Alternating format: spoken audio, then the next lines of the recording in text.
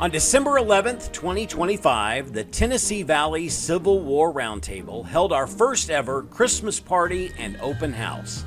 We had tables set up, giving visitors the opportunity to see and touch items the average Civil War soldier dealt with on a daily basis. We had a demonstration of wargaming to give people an idea of what happens during our wargaming nights, which our organization started hosting this past year. We had cookies and treats that were baked using Civil War era recipes. We had a station set up for any kids who visited to get the chance to color and decorate their own Christmas ornament. But the star of our Christmas party was Santa Claus himself, or to be more specific, Bob Boyer, a member of our Roundtable's board of directors and a man who has been playing Santa in our area for nearly 2 decades. Bob gave us a brief history of the legend of Santa Claus and explained how Santa and the special Santa suit he was wearing that night tied in with the American Civil War.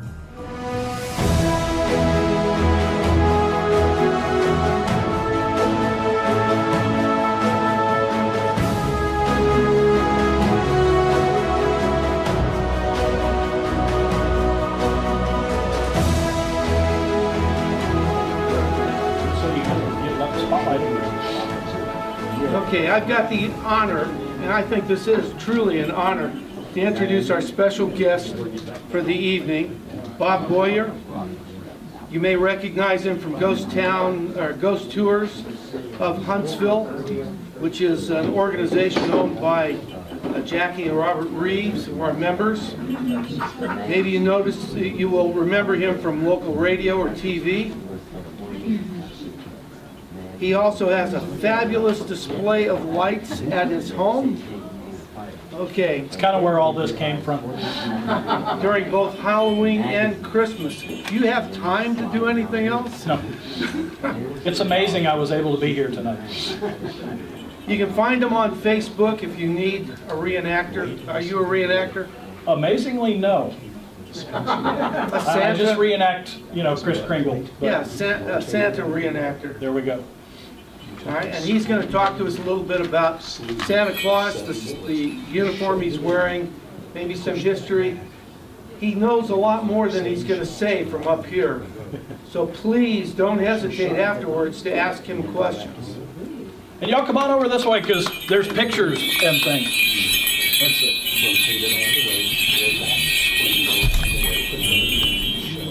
1, 2, 1, 2, 3, 4. 1, 2. There we go. That seems a little easier. Can everybody hear okay? Yep. All right. Now I'm not going to do a lot of ho-ho-hoing. I might do a little bit here and there, but not really. All right. Again, as Mr. Rick so wonderfully said, my name is Bob Boyer, but I have a secret to share tonight. In fact, it's kind of special. It's very secret for everyone here in the room. As a matter of fact, believe it or not, no, I am not the real Santa. I know that's a shock for a lot of people. He said he couldn't be here tonight.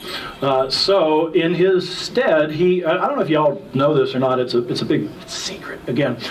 He actually has a lot of helpers this time of year because he's so busy at the North Pole trying to get the Barbie line to work right and all that. And I happen to be one of those people, but the nice part about me is I've been doing this for almost 20 years, and I have tried to make a quite amazing study of being the best Santa that can be. One fascinating fact, these little guys right here actually came from a gentleman who makes Civil War reenactor glasses. So these are actually period glasses for the Civil War. I don't often wear them, but I thought tonight I absolutely have to. But Santa, the history starts right here in 1823 when there was this poem written that I think a lot of people know now as "'Twas the Night Before Christmas."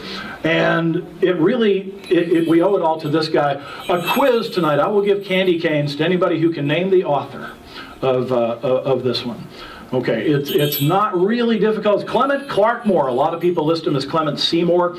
A really interesting bit of trivia. There was another gentleman whose entire family, Henry Livingston, his whole family claimed he wrote it. and then there was an entire sort of lawsuit sort of thing that went on. It never really came to anything, and you know, a lot of people say that when they did computer analysis, they found out that maybe Clement didn't actually write it, but we're not gonna get into that all night. It's a wonderful, wonderful, wonderful book, mostly because it gives life to Santa. Santa was originally St. Nicholas in 4th century Turkey, and he was a bishop. He was portrayed as tall and had a very small beard. I don't believe it was white, but that's what a lot of people don't realize, is that Santa was a real person back in the day. So what the best part about Santa that you see now with the jolly and plump, a lot of it comes from that wonderful poem. I'm not going to read the whole thing because you've all heard it a million times, but that's where the traditional look of Santa, okay, this is why we're here tonight. What in the world? The Civil War and Santa. Oh my goodness, yes. It starts again with a quiz. If anyone knows this one, I'll be amazed. This is the gentleman who first drew Santa. This is Thomas Nast. Yes, give that man a candy cane. Very good. Thomas Nast. And the reason that a lot of people in the Civil War would know him, he had a bit of a tie-in with a very famous paper back in those days, Harper's Weekly. He was pretty much the father of the American cartoon, and he did the first real drawings of Santa that we know. In 1862, it is said that the very first drawing of Santa Claus was done, and that's it right there on the cover. Now, I wanted to show you what's going on here. This is the cover art for the 1863 edition at Christmas. It was inside the magazine for the 1862 year. The center spread for the 1862 year is this, and Thomas Nast really wanted to portray the heartbreak and the sadness of the Civil War. So we have the beautiful bride at home with the children tucked in bed, pining for her loved one who is there by a lonely fire in camp. But this is the drawing that started this pretty much this whole night, because when I originally joined the Civil War Roundtable, I said, you know, there's a whole history of Santa and the Civil War, and it is this drawing right here, and I've got it colorized because a lot of people were very used to colorized drawings, and now you can see where the suit sort of matches. We have the red pants with without the coat. This very much looks like a clown outfit, to be quite honest, but no, it makes a wonderful, wonderful suit. Here's the interesting thing about this. This was written, drawn during 1862 to kind of bolster the Union cause. I was asked if this is the Confederate Santa suit. It is absolutely not. It is the total opposite. But we see Santa with the reindeer here visiting the troops, and what's kind of fascinating about this, Santa did something a little unique when he visited the troops in this drawing. Not only does he show up with gifts for the soldiers, but he's got this very interesting toy puppet here. We'll go back a little bit. We have this strange puppet sort of thing there. That is, if you can read it in very great detail, that is Jefferson Davis. And he is supposed to be a pop-up sort of thing, but that's sort of like something you would hang Jefferson Davis with, hanging around. This is a very un-Santa thing. But you know what? That was the center of why this came about. That's propaganda, guys. That's what that is. That's to bolster the Union cause. So that is the origins of this suit. Now, Thomas Nast went on and did a lot of other really interesting drawings. I love this one. This is 1864, a Christmas Union dinner.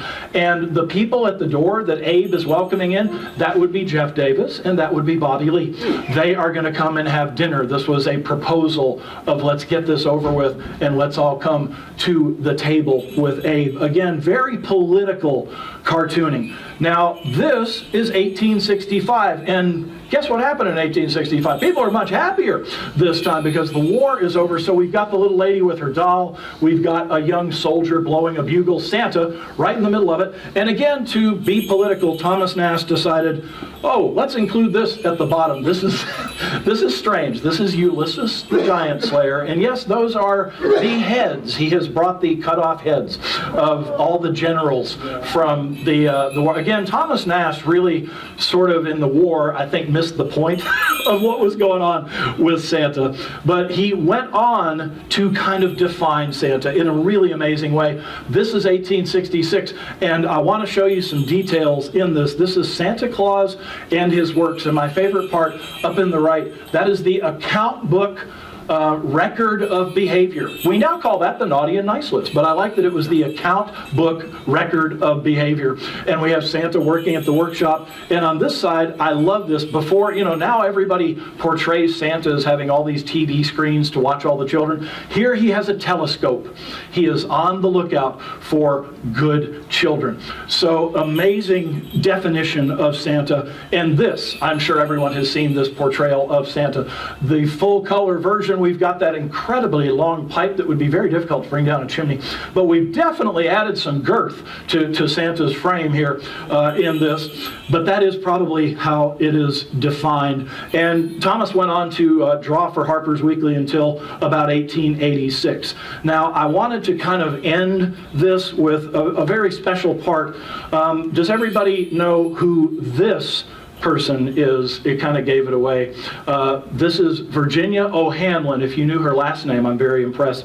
This is her when she wrote her very famous letter, and this is her much later in life. But let's take a look at that. In 1897, the New York Sun, very popular paper, very much like the Times today, and everybody said if you see it in the sun, it must be so. It must be the truth. So Virginia wrote this wonderful letter. She said, "Dear editor, I am 8 years old. Some of my little friends say there is no Santa Claus. Papa says if you see it in the sun, it's so. Please tell me the truth. Is there a Santa Claus?" That was Virginia's letter. And this guy, Francis Church, he was an editorial writer, wrote a lot about the Civil War, and when this letter landed on his desk, he came up with an incredible response. We don't have all of it, but we've got the meat of it. Yes, Virginia, there is a Santa Claus. He exists, as certainly as love and generosity and devotion exist, and you know that they abound. They give to our life its highest beauty and joy. Alas, how dreary would the world be if there were no Santa Claus? It would be as dreary as if there were no Virginias. Nobody can conceive or imagine all the wonders that are unseen and unseeable in the world. Is it all real? Well, yes, Virginia, in all the world there is nothing else as real and abiding. No Santa Claus? Oh, no. Thank God he lives, and he lives forever. 1,000 years from now, maybe 10 times 10,000 years from now, he will continue to make glad the heart of children. And I think we can all take that home tonight. Santa is very real. He's right here in front of you, and you all have Santa in you. One of the things I always like to share with people, you don't need a suit, you don't need a beard, you just need to be kind and give back to others. You don't have to give expensive gifts. In fact, you can just pay somebody's meal behind you in the drive-thru. You're Santa. It's a frame of mind. I kind of live it 24/7, and I'm very happy to do that because I'm a very blessed Santa. 14 years ago, I was able to receive a heart transplant. Had a very crazy thing happen, a widowmaker heart attack, survived that, and then they later found out that I needed a full transplant, and strange story, got to UAB, got all on the list. 4 hours after they officially listed me, they found a heart big enough for Santa. And everybody told me after this happened, okay, you're Santa, you have this really unique situation with your heart, you should write a book. So as a matter of fact, I did. I wrote A Heart Big Enough for Santa. There are copies right over there. You can pick one up for $5 less than you would get one on Amazon.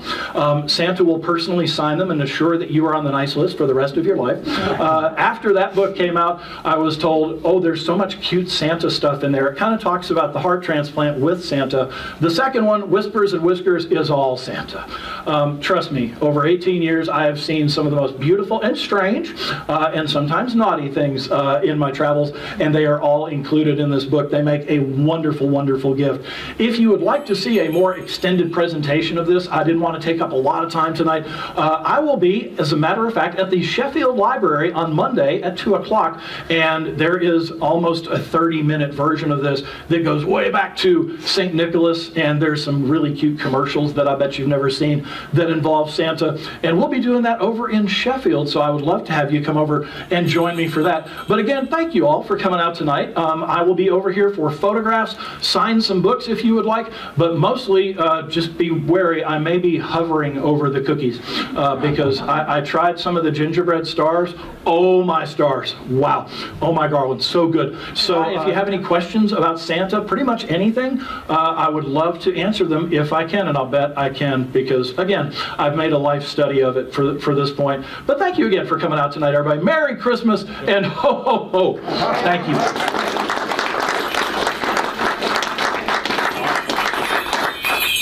Santa, we have something for you. Oh my goodness, a gift for Santa.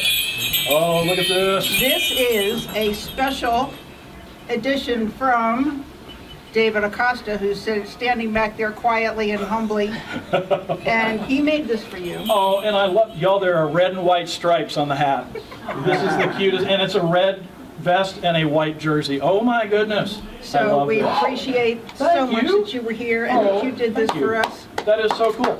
Believe it or not, there is a whole room at Santa's house in the South full of Santa memorabilia, and this is going to go front and center. Thank you so much. Absolutely, you're so I welcome. really do appreciate it. I'm going to put it right down here so I don't damage it. That's awesome. Thanks, y'all. Yes.